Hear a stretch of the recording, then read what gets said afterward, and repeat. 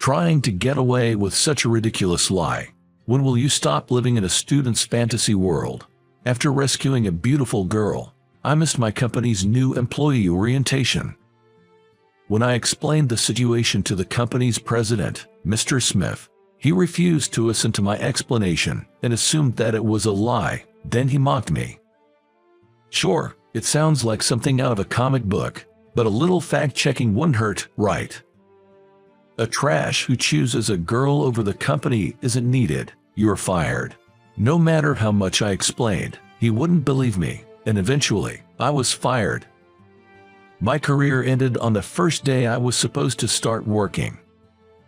As I was devastated and in despair, the HR manager, Kevin, burst into the office with a panicked look. My name is Brandon. I'm a guy who just graduated from college not long ago. College life was, well, enjoyable, but I felt like doing the bare minimum.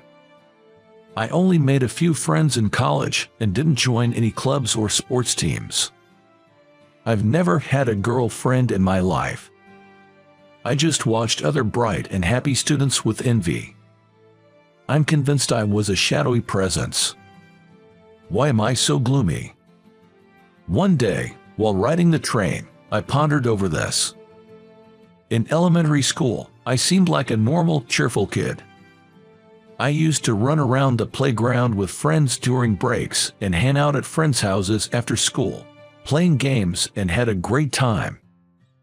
I remember getting excited about sports days and other events. Perhaps I was happy and fulfilled back then. My middle school years. From 6th to 8th grader, I felt like I spent less and less time with friends. I was still obsessed with games in middle school, and as my classmates began to shift their interest to fashion and music, we had less in common. I even went against the trends on purpose. Still, there were friends from the same elementary school and middle school. There were few, but I had gaming buddies. My social circle started narrowing around this time, I guess. In high school, my social circle became even smaller. My middle school gaming friends went to different high schools, and we only occasionally talked or chatted while playing games. Spending more time alone playing games, my social circle shrunk even more. I got caught in this negative cycle during this period. Eventually, even talking to people became a hassle for me. I did work part-time, but spending money on branded items or concerts of popular artists seemed silly. After all, I had no interest in anything but games. In college, my loneliness accelerated. My gaming friends got jobs, and we couldn't find time to meet, so I spent more time alone. I met a few unsociable people like me in the group activities or lectures, but only a handful. While others enjoyed their vibrant campus life, I spent 4 years quietly in the background. Thinking about it, it all makes sense. I was too preoccupied with games to join in with my classmates. I didn't try to keep up with their topics. As a result, my social circle became limited, and that's why my gloomy personality formed. So, it's a case of poetic justice. Do good and good will come to you. Do bad and bad will come to you. So, if you do nothing, it's only natural that nothing comes back to you. I couldn't make friends because I didn't try to. Indeed, it's a well-coined phrase. Listening to the train's clatter, I simultaneously admired the phrase and despised myself. Without any change, I was already 22 years old. As I was about to start my career, I wondered if I could change my gloomy self. Then, strangely, I started to feel excited about it. The only bright spot in my life was getting an offer from Company A. Company A is a small electronics manufacturer. I first encountered their products in high school and have been impressed with their quality and design ever since. I literally jumped for joy when I received a job offer from them. No exaggeration. Today, the new employee orientation of Company A is going to be held. I will make a fresh start, and as a member of society, I will abandon the dark, naysaying, pathetic self I have been. Let's be reborn anew. With that resolution, I left home this morning. The venue is in a hall in the city, not too big since it's not a mega-rich company. I had everything ready from the night before, but I got a bit rushed leaving and will arrive just in time. I'm not going to be late, so it should be fine. That's what I thought, but I got scared because I couldn't see anyone else dressed like me. Maybe I'm heading to the wrong place. Maybe I got the date and time wrong. That's the anxiety that crossed my mind. Once I get off the train, I have to walk to the hall. The station was more crowded than I expected, and now I'm worried about making it on time. Being late to the new employee orientation would be incredibly disrespectful. I checked my phone's map app for the quickest route and hurried along. Is this really the right way? I muttered involuntarily. The route took me far from the main streets, through winding back alleys that made me doubt its accuracy. It was oddly quiet. The hustle and bustle of the city felt far away. It was a strange path. What if I'm late? As I anxiously followed the route guidance, I heard a scream from somewhere. Stop it. It was a woman's voice. Not quite mature, but not a child either. Maybe around my age. What's that? It was a tone of voice you would never heard in usual life, and I instinctively froze. Stop it, I said. Shut up, you little brat. The voices were coming from the next street over. It could be serious trouble. I pressed myself against a wall and peered around the corner, apprehensively. No, let me go. It was clearly a case. A woman was being dragged by a man with his face covered by a mask. She had visible injuries on her arm, and her obviously expensive clothes were partially damaged. Well, she's beautiful. No, more like a beautiful girl. I was momentarily mesmerized, but the scream brought me back to reality. Stop it. I hid myself, scared, but the beautiful girl was being taken into a building. My heart was pounding as if I had run a full marathon. What should I do? Call the police? I asked myself, but quickly realized it was pointless. Even if I called them now, that beautiful girl would not be able to withstand until the police come. She would definitely suffer something terrible first. Muster the courage to save her, or pretend I didn't see anything and run away. I had two choices. I cannot do it. There's nothing I can do. That's right. If I butt in, it won't make any difference. I should run away and then report to the police. That's what I thought, and I took a step forward. Let me go, I said. Don't you try to run away. I stopped in my tracks. Don't run away.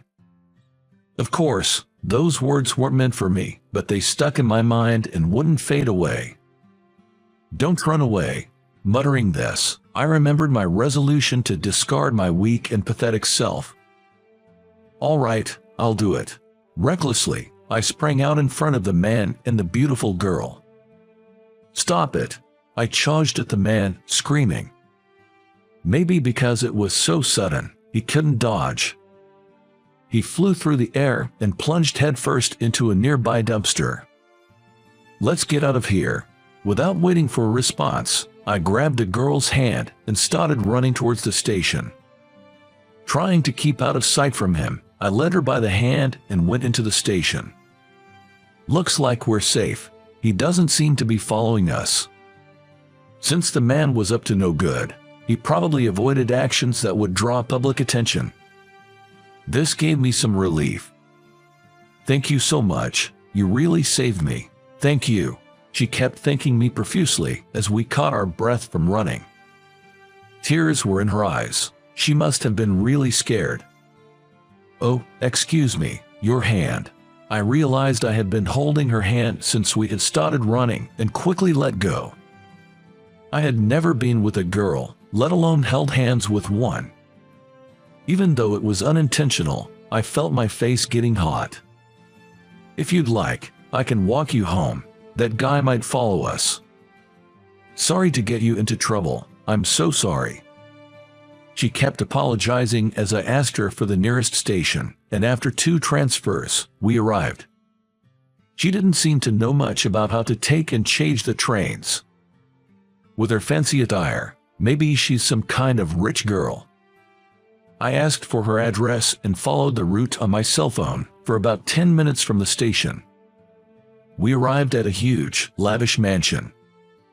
To someone like me, living in a tiny, shabby apartment, it looked like a royal palace. Dad, a portly man with a beard, was standing at the gate. As soon as she saw him, the girl ran to him. "Ava, I was so worried. I'm glad you're safe." "So her name is Ava." She jumped into her dad's arms, crying. "Right, Dad, I was about to be kidnapped, but this man saved me." After a joyous hug and kiss, Ava said this and gestured towards me with her right hand. Her dad looked at me and said, "Oh, is that so? My daughter was in your care. I'd like to thank you properly. How about joining us for dinner?" "No, it's nothing." Suddenly, I remembered about the orientation. A chill ran down my spine, and I felt my back freeze. My watch pointed to the time the orientation had already started. "I have a prior commitment. Excuse me." I took off my suit jacket because it was getting hot and carried it under my arm as I ran toward the station. "Hey, you." Just a few steps away, Ava's dad called out to me. I turned around, thinking what it could be, and saw him holding a shiny black object in his hand. "You dropped your pen." "Thank you so much. It was my pen. A gift from Company A when I got the job offer." It was elegant, black with the company name engraved in gold. "Goodbye." I took the pen, threw it into my bag, and started running again. Should I have at least told them my name? When I arrived at the orientation venue, it had already finished. Wondering what to do, I wandered around and came across a luxury car in the parking lot.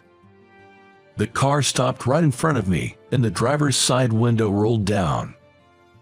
"Oh, it's you," the driver said, looking puzzled. It was Kevin, the HR manager, I suppose. I remembered meeting him at the interview. "Sorry, my name is Brandon, a new employee. I'm sorry for being late to the orientation. I just got here." "Is that so? Well, what to do?" Kevin seemed more amiable and during the interview. He is considering my situation despite my unexcused absence. Suddenly, I heard a voice from the back seat. "It's fine, Kevin." Then the rear window began to roll down. "Brandon," I was surprised. Sitting in the back was Mr. Smith. He is the president of Company A. I had been fascinated by the company's products and knew his face and name well because I had thoroughly checked their website and brochures.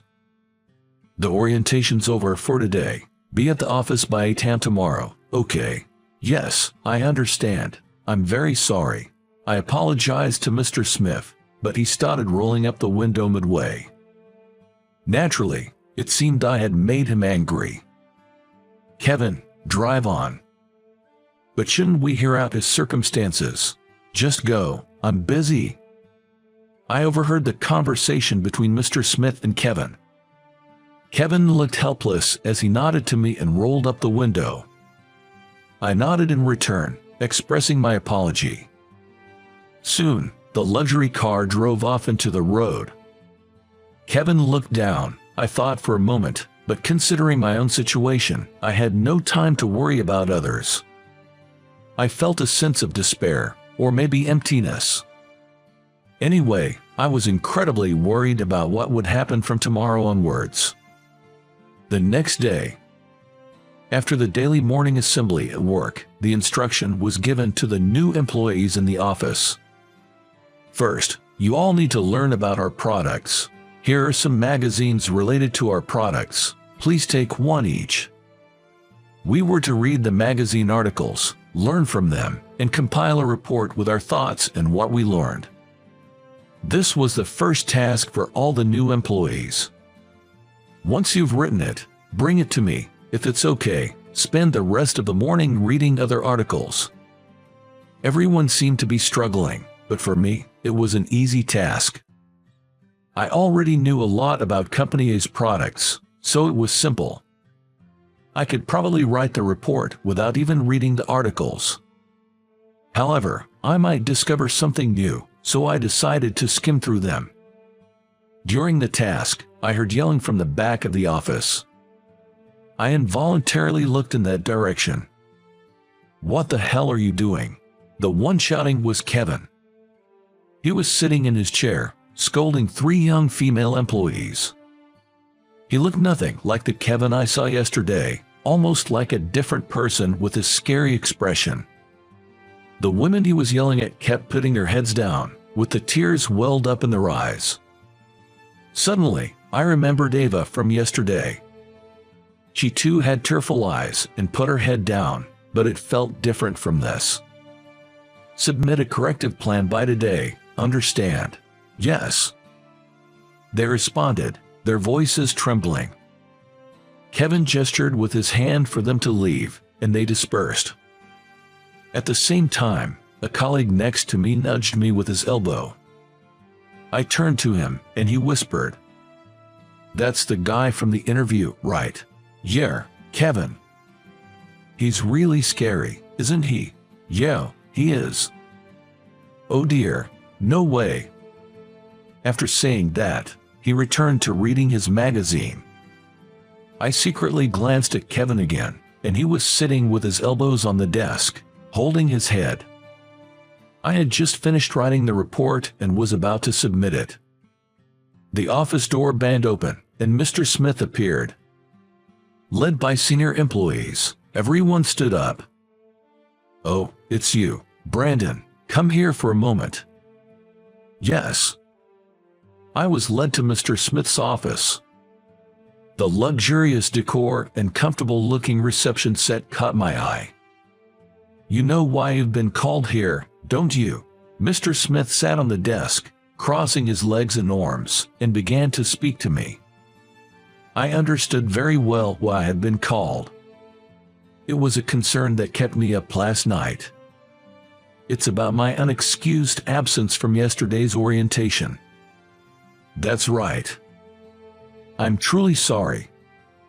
I apologized sincerely. I tried hard to convey my deepest apologies. Eventually, Mr. Smith told me to stop it. "First, tell me the reason. It wasn't oversleeping, was it?" I hesitated a bit. The reason for my absence was like something out of a comic book. But I couldn't lie about it. I decided to be honest. I made up my mind to do so, denied the sleeping over theory, and then began to explain. I was rescuing someone. Rescuing someone. Yes, a young girl who was almost abducted. I encountered the incident in an alley near the venue and helped her escaping, then escorted her home. As I said this, Mr. Smith, still crossing his arms, looked at me with a serious face. After a while, his face began to crumble. Eventually, as if he couldn't hold it back anymore, he burst out laughing loudly. "What an amusing story, Brandon. You missed the ceremony because you were saving a girl from being kidnapped." "Yes." "That's hilarious. It's been a while since I laughed this much." Needless to say, his laughter was likely tinged with ridicule. After a good laugh, Mr. Smith returned to a serious expression. But though he seemed to be holding back more laughter, trying to get away with such a ridiculous lie, when will you stop living in a student's fantasy world? It's not a lie. Maybe I should have reported it right away, but it seemed harsh to be labeled a liar without any fact-checking. No matter how much I insisted it was true, he wouldn't listen. Is this how you plan to conduct yourself as a professional? A trash who chooses a girl over the company isn't needed. You are fired." For a few seconds, I couldn't comprehend his words. When I did, my body shook and I broke out in a cold sweat. "Fired? That can't be." I said. "We don't need you. A liar like you will surely hold everyone back. Now, leave." My vision blurred with shock. I had finally joined my dream company, Company A, only to be fired. Well, maybe it was inevitable. I had meddled in something unnecessary. I resignedly accepted it and replied, "I got it." Just at that moment, the door to the Kevin's office suddenly banged open. "Hey, Sam." It was Kevin, looking quite flustered. His forehead was sweaty. It seemed like no trivial matter. "What's going on, Kevin?" Mr. Smith appeared annoyed at the intrusion. But Kevin was still not composed. "Watch the news, please." "The news?" Mr. Smith turned on the TV, visibly irked. A large screen TV came to life, showing a news program. The heiress of Company B. Hearing the news, Mr. Smith muttered weakly. "Apparently, the daughter of Company B has been missing since the day before yesterday." Company B is a fairly large company, well known enough to be recognizable to those who know a little bit about it. "Kevin, contact them immediately." Mr. Smith, finally grasping the situation, panicked along with Kevin. This was crucial because Company B was an essential business partner for Company A. Currently, for quality reasons, a specific material was exclusively purchased from Company B. In other words, if something happened to Company B, it would spell trouble for Company A too. Breaking news now. As this announcement came from TV, the three of us focused on the screen. It turned out that the missing heiress of Company B had been safely found yesterday, according to interviews with those involved. Safe? Such stress is poison to the body. Indeed it is. Mr. Smith and Kevin said this, as if they had narrow escapes. They must have felt significantly relieved. "What, Brandon, still here? I told you were fired, now leave immediately." "Oh," at Mr. Smith's words, Kevin expressed surprise. Why was he so surprised? He must know I skipped the orientation. "Thank you for everything." I offered a token greeting and dejectedly left Kevin's office. As we passed each other, Kevin murmured, "Fired," and looked like he had a bitter taste in his mouth. Right after I left Mr. Smith's office, a female office worker hurried in. She seemed to have something to tell Mr. Smith. "Mr. Smith, a guest has arrived." "A guest? I wasn't expecting anyone. Who is it and where are they from?" "Yes, it's Mr. Hamilton from Company B." I was surprised. He is the president of Company B. I knew his name from the news just now. What incredible timing, but it's none of my business now. While my colleagues were finishing their reports, I was packing my things. The guy next to me asked, "What happened?" but I didn't feel like telling the truth. "Just a little issue," I said with a forced smile. Just as I was about to leave, I heard Mr. Smith's voice from the corridor. "You mean, one of my employees?" Then I heard another familiar voice.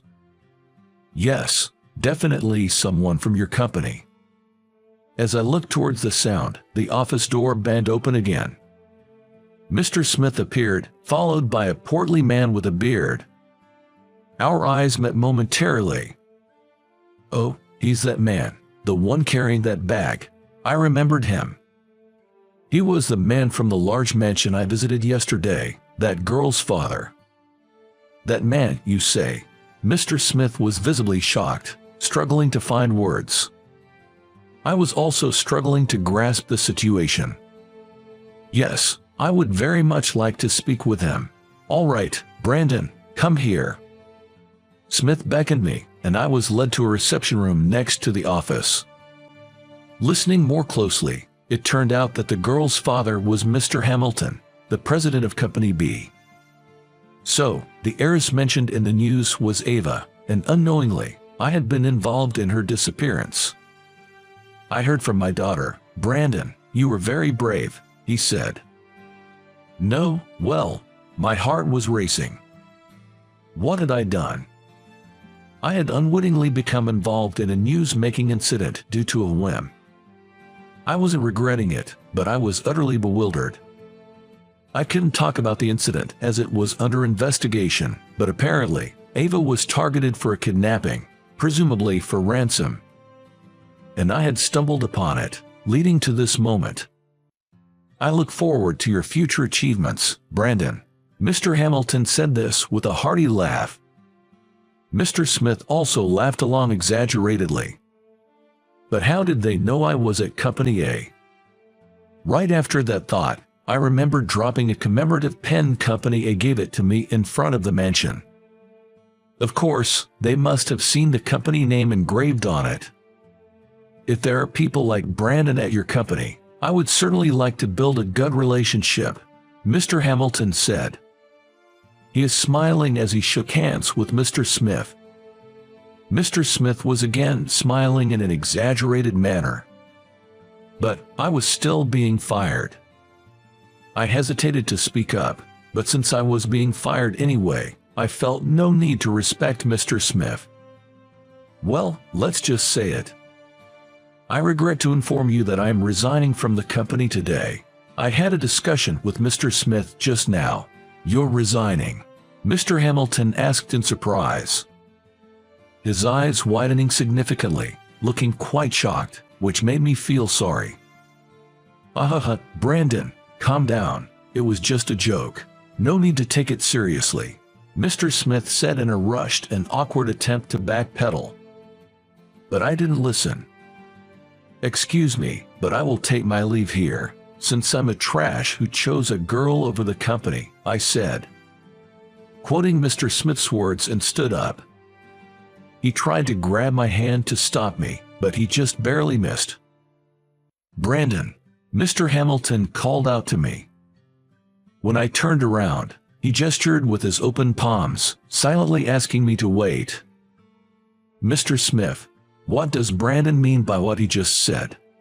Well, Mr. Smith was flustered and at a loss for words. So, I explained to Mr. Hamilton on his behalf about how yesterday was my orientation day. How I missed it because I was helping Ava. How I was told I'm fired for choosing a girl over the company. As I spoke, Mr. Hamilton's face turned increasingly red. Mr. Smith, I'm so sorry. I had no idea his story was true, and that the girl was your daughter. Mr. Smith was now apologizing deeply to Mr. Hamilton. But Mr. Hamilton's anger didn't subside. It's not because she's my daughter. I've never thought that you're such a heartless man. I'll take back what I said earlier. We will have to reconsider our dealings with your company. For Company B, losing a small company like A probably wouldn't matter much. But for Company A, losing business with Company B could be the end. Knowing this, Mr. Smith clung to Mr. Hamilton, but he was completely ignored. Brandon, sorry for the delay, but let me introduce myself properly, Mr. Hamilton said, handing me his business card. Company B, President, Paul Hamilton. On my second day as a new grad, I received an impressive business card. I'm sorry, I'm just a new employee and don't have a business card yet. Is that so? Then, may I have your phone number? I would like to thank you properly at a later date. Certainly. Thinking it rude to refuse, I gave him my phone number. Well, I must take my leave now, since I'm fired. I'll be leaving too. We both left the reception room. Mr. Smith tried to reach out to us, but both Mr. Hamilton and I just gave him a cold look. Without saying a word, without extending a hand. He was crying uncontrollably, soaking the floor with his tears. It was a pitiful sight. In the hallway, I crossed paths with Kevin. He looked at me with a sad expression and slightly nodded. He's been a strange person since yesterday. While thinking this, I nodded back and left the company. A few days later, while lounging at home, I received a call. It was from Mr. Hamilton. "Hello, this is Brandon." "This is Paul Hamilton. Thank you for the other day." After some standard small talk, the conversation moved to the main topic. "To your house." "Yes, I thought it would be nice to have dinner with you. My daughter also wants to properly thank you."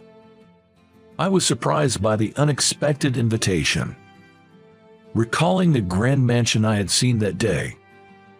The mansion in my memory might be somewhat glorified, but thinking of going there again made me nervous. "Yes, I'll come." "Good, we'll be expecting you." It felt awkward to be thanked, but respecting their wishes, I decided to visit their house. Upon arriving at the Hamilton residence, it was indeed a breathtakingly grand mansion. When I rang the bell and announced my name, a housekeeper came to greet me. I didn't feel out of place, but then I realized that having a housekeeper meant they're living in a completely different world from me. The hallway was adorned with numerous decorations, almost like a museum. Feeling intimidated, I followed the housekeeper until I saw Mr. Hamilton at the end of the corridor. "I've been waiting for you. Thank you for inviting me today." I was led to the living room, where the lavish interior struck me as even more opulent than the hallway. Having compared the hallway to a museum, I was at a loss for words to describe the living room. "Brandon, Ava." From the back of the room, Ava, dressed in a magnificent gown, appeared. She wasn't literally glowing, but she was dazzlingly beautiful. So elegant and stunning, the thought of having held her hand made my face heat up again. We had a splendid lunch. It was incredibly delicious, but as an ordinary person, I didn't even know the names of most dishes. "By the way, Brandon," Mr. Hamilton said. It sounded a bit more intimate than before. "Yes. What do you think of my daughter?" "What do you mean?" "I would very much like you to be my son-in-law." "A son-in-law?" "Oh, no way. A son-in-law?" "Dad, wait. Well, it was undoubtedly a happy proposition. But being the first time in my 22 years of life to hear such a thing, I could only laugh, unable to react otherwise. I'm still the same hesitant." "Well, think about it." "Yes, I will. I will definitely consider it positively." I thought that in my mind, and my face heated up again. I couldn't help but notice that Ava also seemed to be blushing. I stayed until dusk and then decided it was time to leave.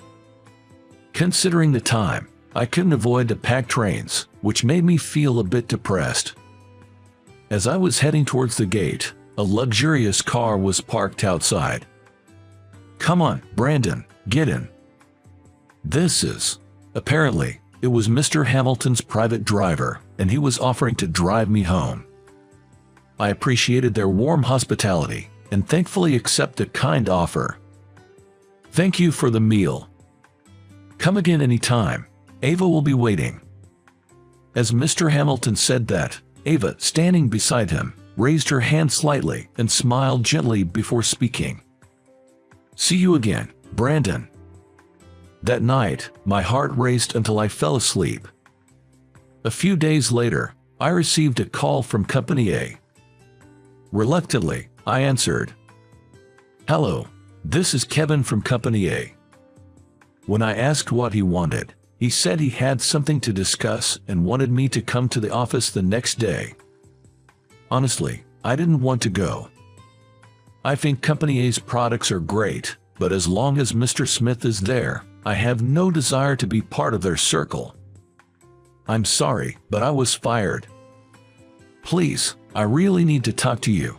This isn't something Mr. Smith is involved in. He insisted it was a personal request from him, not related to Mr. Smith. After several refusals, he persuaded me, and I reluctantly agreed to go. I had no hard feelings towards Kevin, after all. The next day, I arrived at 8 a.m. and attended the morning assembly. I could feel my former colleagues' stares. Now, Kevin, please continue. Yes. Kevin stepped onto the stage. I noticed that Mr. Smith was nowhere to be seen. He usually sat by the stage, crossing his arms and legs. Suddenly, I must apologize to all of you. He said this out of the blue and removed the microphone from the stand. I'm truly, truly sorry. His voice and look expressed his sincere apology.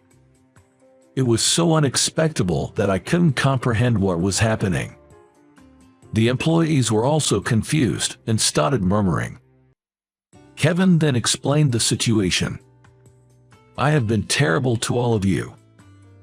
It was surprising. He always seemed soft-spoken and humble. A kind person, I thought. That's why it felt so odd to see him yelling in the office. I've yelled, kicked desks and chairs, and used foul language. No matter how much I apologize, I can't shake off the shame. Apparently, he had been treated like a puppet by Mr. Smith. Kevin knew that such methods were not right. However, whenever it was discovered he wasn't following Mr. Smith's directions, he was inevitably docked pay. It was almost like being under surveillance. I have a family, a wife and children to support. I had no choice but to follow his orders, Kevin said through tears, explaining he had to keep quiet to avoid pay cuts. I'm deeply sorry. He apologized again. He really seemed like a good person, just as I had thought. I just remembered his helpless face on the day of the orientation.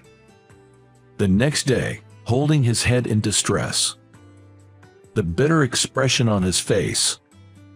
The sad look when he lowered his head in the hallway. All these must have been his true feelings showing through. I thought to myself, this must be the result of his conscience showing its face while obeying Mr. Smith as I watched him on the stage. After the morning assembly, Kevin and other executives personally informed me that my dismissal had been revoked. Kevin in particular, when he spoke with me during the third round of interviews, recommended me for the position, saying that I would love to hire him. By the way, where is Mr. Smith? He hasn't been around this morning. I was okay with returning to Company A, but honestly, I had planned to refuse if he was still there. Oh, that's not a problem. Well, it is a problem in a way, Kevin responded. Apparently, more misfortune had befallen Mr. Smith on the day I was fired. There had been a whistleblower, and it came to light that Mr. Smith had been embezzling company funds. He was arrested a few days ago and had stepped down from his position by his own decision. Now someone else from the executives was serving as the president. We want to change the company for the better and need your help to do that. With Mr. Smith gone, I accepted the revocation of my dismissal. A fresh start, I thought. Recalling my determination on the morning of the orientation. A few months later, I was visiting Mr. Hamilton's house after work. I had been invited for dinner. I've been meeting them like this once a week. Ava and I had become an official couple, with her parents' approval, over the past few months. Thank you so much for continuing business with our company, I said. I can't just abandon a company where Brandon is, he chuckled. We chatted while dining with Ava, her father, and her mother. Ideally, I'd prefer a dinner alone with Ava. But she's still afraid to go out. Besides, I doubt I could satisfy Miss Ava with any place I choose. After dinner, we talked in her room for a while. She's incredibly charming, and I find it was hard to believe she chose someone like me. When leaving, they again offered a car ride. I waved goodbye to the three of them as the car started moving. Gazing out the window at the starry sky, I wondered if I had changed somewhat since becoming a new grad. At least, I've progressed enough to have a girlfriend. I made the choice not to run away and help her that day. That's why I have these connections now. Former President, Mr. Smith, lost everything by drowning in his greed. Which means, it's a case of poetic justice. A well-coined phrase. I was impressed with the words. To ensure I don't lose what I've finally gained, I'll continue to make good choices. That's what I vowed, under the starry sky.